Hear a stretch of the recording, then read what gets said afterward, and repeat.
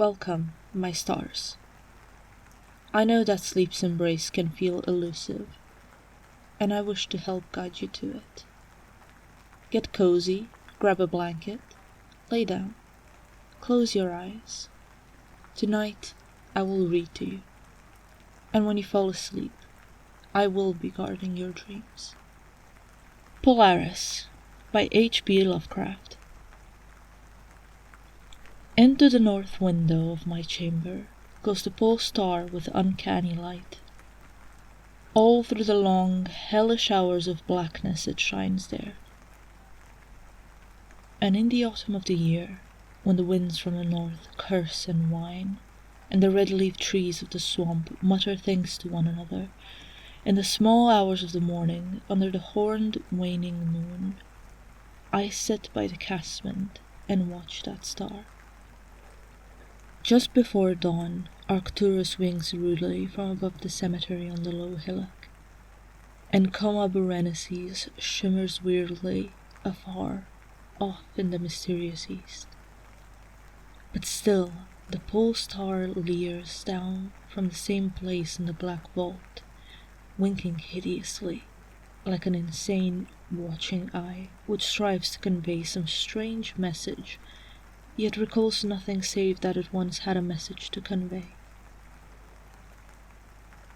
Sometimes, when it is cloudy, I can sleep. Well do I remember the night of the great aurora, when over the swamp played the shocking coruscations of the daemon light. After the beams came clouds, and then I slept. And it was under a horned waning moon that I saw the city for the first time. Still and somnolent did it lie, on a strange plateau in a hollow betwixt strange peaks.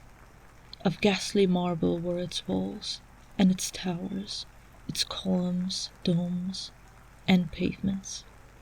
And the marble streets were marble pillars, the upper parts of which were carven into the images of grave, bearded men. The air was warm and stirred not, and overhead, scarce 10 degrees from the zenith, glowed that watching pole star. Long did I gaze on the city, but the day came not. When the red Aldebaran, which blinked low in the sky but never set, had crawled a quarter of the way around the horizon, I saw light and motion in the houses and the streets. Forms strangely wrought, but at once noble and familiar, walked abroad, and under the horned waning moon, men talked wisdom in a tongue which I understood, though it was unlike any language I had ever known. And when the red Aldebaran had crawled more than halfway around the horizon, there was again darkness and silence. When I awakened, I was not as I had been. Upon my memory was graven the vision of the city, and within my soul had arisen another and vaguer recollection, of whose nature I was not then certain. Thereafter, on the cloudy nights when I could sleep, I saw the city often, sometimes under that horned waning moon, and sometimes under the hot yellow rays of a sun which did not set, but which wheeled low around the horizon. And on the clear nights the pole star leered as never before. Gradually I came to wonder what might be my place in that city on the strange plateau betwixt strange peaks. At first content to view the scene as an all-observant, uncorporeal presence, I now desired to define my relation to it, and to speak my mind amongst the grave men who conversed each day in the public squares. I said to myself, this is no dream, for by what means can I prove the greater reality of that other life in the house of stone and brick south of the sinister swamp and the cemetery on the low hillock, where the pole star peers into my north window each night? One night, as I listened to the discourse in the large square containing many statues, I felt a change, and perceived that I had at last a bodily form. Nor was I a stranger in the streets of Olatho, which lies on the plateau of Sarkis, betwixt the peaks Noton and Kadifone. It was my friend Alos who spoke, and his speech was one that pleased my soul, for it was the speech of a true man and patriot. That night had the news come of Dykos' fall, and of the advance of the Inutos, squat, hellish, yellow fiends who 5 years ago had appeared out of the unknown west to ravage the confines of our kingdom, and finally to besiege our towns. Having taken the fortified places at the foot of mountains, their way now lay open to the plateau, unless every citizen could resist with the strength of 10 men. For the squat creatures were mighty in the arts of war, and knew not the scruples of honor which held back our tall, grey-eyed men of Loma from ruthless conquest. Alos, my friend, was commander of all the forces on the plateau, and in him lay the last hope of our country. On this occasion he spoke of the perils to be faced, and exhorted the men of Olato, bravest of the Lomarians, to sustain the traditions of their ancestors, who when forced to move southward from Zobna before the advance of the great ice sheet, even as our descendants must some day flee from the land of Lomar, valiantly and victoriously swept aside the hairy long-armed cannibal Gnofkes that stood in their way. To me, Alos denied the warrior's part, for I was feeble and given to strange faintings when subjected to stress and hardships, but my eyes were the keenest in the city, despite the long hours I gave each day to the study of the Pnakotic manuscripts and the wisdom of the Zubnarian fathers. So my friend, desiring not to doom me to inaction, rewarded me with that duty which was second to nothing in importance. To the watchtower of Thapnen he sent me, there to serve as the eyes of our army. Should the Inutos attempt to gain the citadel by the narrow pass behind Peak Noton, and thereby surprise the garrison, I was to give the signal of fire which would warn the waiting soldiers and save the town from immediate disaster. Alone I mounted the tower, for every man of stout body was needed in the passes below. My brain was sore, dazed with excitement and fatigue, for I had not slept in many days. Yet was my purpose firm, for I loved my native land of Loma, and the marble city of Olato that lies betwixt the peaks of Noton and Cadiphonic.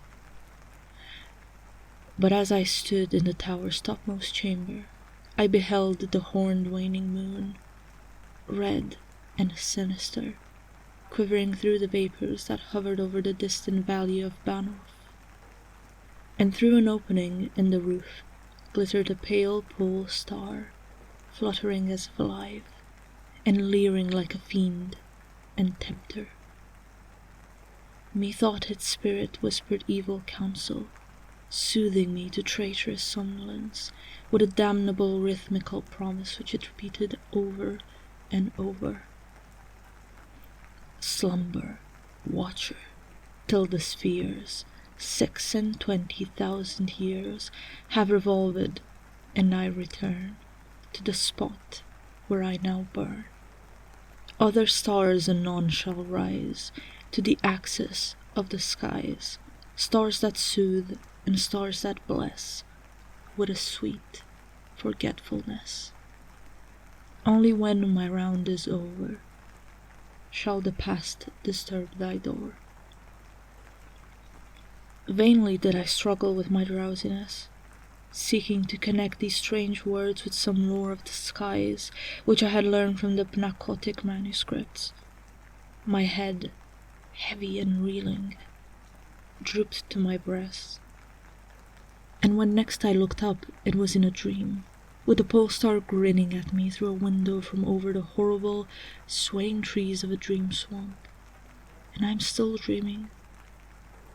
In my shame and despair, I sometimes scream frantically, begging the dream creatures around me to waken me ere to Inutos steal up the pass behind the peak Noton and take the citadel by surprise. But these creatures are demons, for they laugh at me and tell me I am not dreaming. They mock me whilst I sleep, and whilst the squat yellow foe may be creeping silently upon us. I have failed in my duty, and betrayed the marble city of Olato. I have proven false to Alos, my friend and commander. But still these shadows of my dream deride me. They say there is no land of Lomar, save in my nocturnal imaginings, that in those realms where the pole star shines high and red Aldebaran crawls low around the horizon, there has been naught save ice and snow for thousands of years, and never a man save squat yellow creatures, blighted by the cold whom they call Eskimo. And as I writhe in my guilty agony, frantic to save the city whose peril every moment grows, and vainly striving to shake off this unnatural dream of a house of stone and brick south of a sinister swamp, and a cemetery on a low hillock, the pole star, evil and monstrous, leers down from the black vault, winking hideously like an insane, watching eye which strives to convey some strange message, yet recalls nothing, save that it once had a message to convey.